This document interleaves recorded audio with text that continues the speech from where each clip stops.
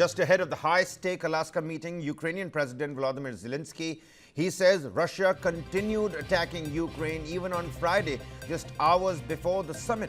So all eyes on the Donald Trump-Putin meet in Alaska, and Zelenskyy says no signals from Moscow to stop the war as another attempt,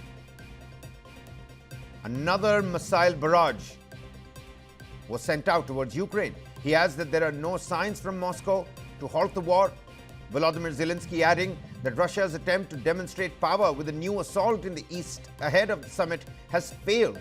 Meanwhile, like we've been mentioning, everybody's glued to their screens for what's going to happen in Alaska as US President Donald Trump is set to meet Russian President Vladimir Putin, which is going to start right at Putin's plane, is what we're learning so far. What happens in this high-stakes encounter could reshape the Ukraine war, test Donald Trump's reputation, cement Russia's gains, and even send ripples all the way to India, where trade and energy stakes hang in the balance. Every move, every word carries weight far beyond the icy Alaskan runway.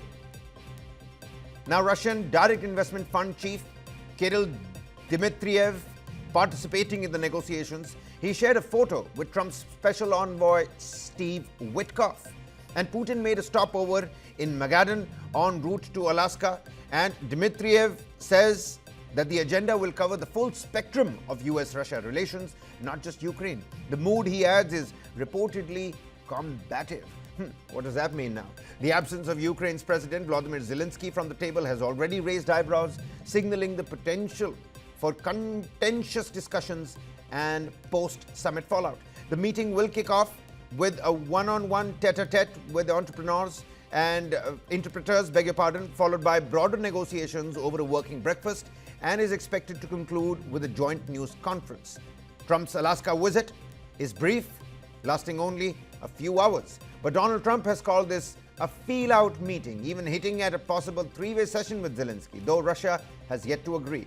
The summit carries high risks for Trump's global credibility, whilst Putin could solidify battlefield gains and strengthen Russia's strategic position in Europe. The stakes aren't limited to Europe. Ripples are being felt in India as well. US Treasury officials have warned that failed talks could trigger higher tariffs on India, but Prime Minister Modi, in his Independence Day speech, reiterated that there would be no compromise on farmers' interests. As this summit unfolds, the central question remains: who bears the biggest risk, Trump or Putin?